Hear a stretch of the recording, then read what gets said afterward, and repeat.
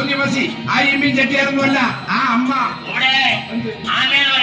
ചൊടിയിലൂടെ വരാൻ ഞാനെന്താ അന്തി പറഞ്ഞ് മീൻ കക്കാൻ പോടാനാണ് ആമയെ ചൊടിയെന്നതല്ല അമ്പലൂട്ടി ആ അമ്മാവനാണ് പക്ഷേ ആയിരങ്ങളുടെ ദേവി പരശക്തി തമ്പുരാട്ടി കൊടുങ്ങല്ലൂരമ്മനെ കുറിച്ചാണ് ചോപ്പനോട് സംസാരിച്ചു കൊടുക്കുന്നത് എന്നാണ് നീ പറയുന്നത് കേട്ടമ്മ ഞാൻ ആയമാനോട്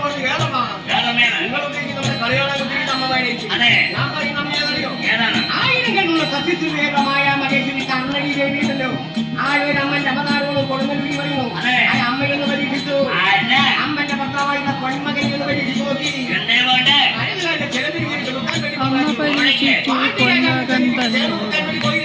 അയാൾക്കവിടെ സംഭവിച്ചു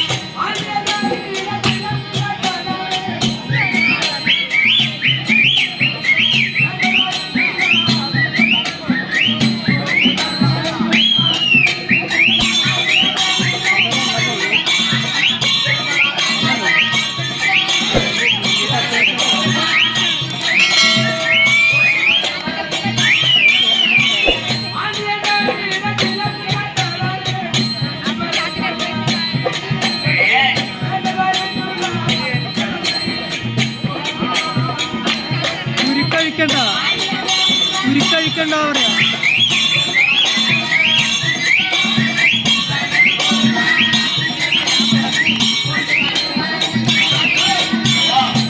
പാണ്ഡ്യരാജാവിന്റെ ഭാര്യയുടെ പേരാണ് പാണ്ഡിച്ചേരി ദേവി ചെലവ് കാണാതെ പോയി ആ സമയത്തിൽ ആ പൊന്മകനാ ദേവിന്റെ വലതുകാലിലെ ചെലവിൽ പാണ്ഡ്യരാജ്യത്തിൽ നടന്നു പാണ്ഡിച്ചേരി സമയത്തിൽ ഒരു കത്താൻ ഘടിപ്പിച്ചു പരിശോധിച്ചു രാജാവിന്റെ മുന്നിൽ ഈ പോലെ ചെലവ് എങ്ങനെയാണ് വെക്കുന്നത് പറഞ്ഞു പൊന്മകനെ കഴുമരത്തിൽ തൂക്കി പിടിവെച്ചാണ്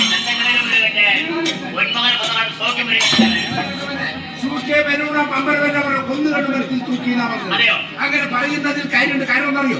പഴയ കാലത്തും ഇന്നത്തെ കാലത്തും ജനങ്ങളുടെ ജീവിതത്തിൽ വളരെ വ്യത്യാസമുണ്ട്. ഇന്ന് ജനാധിപത്യ ഭരണമാണ്. തെറ്റുകളെ തമ്മാടിത്തരങ്ങളെ കാണിച്ചാൽ പോലീസിൽ പരാതി കൊടുത്താൽ 15 ദിവസം റിമാൻഡിലും കാടിന്റെ കുച്ചോണിന് 6 മാസം സെൻട്രൽ ജയിലിൽ കൊണ്ടിടും. കൊലക്കുച്ചോണിക്ക് വധശിക്ഷയ്ക്ക് വേണ്ടി കണ്ണൂരോ വിയൂരോ കൊണ്ട് തൂക്കിക്കൊല്ലും. പഴയ കാലത്ത് രാജഭരണമല്ലേ? രാജാവിന്റെ ഭരണകാലത്ത് തെറ്റുകളോ കുറ്റങ്ങളോ വന്നു കഴിഞ്ഞാൽ പ്രജകൾ മുഖാന്തരം രാജാവിന് പരാതി സമർപ്പിച്ചു കഴിഞ്ഞാൽ ശിക്ഷ നടപ്പിലാക്കും. കൊന്നുകൾ മരിച്ചാൽ തൂക്കിയതാ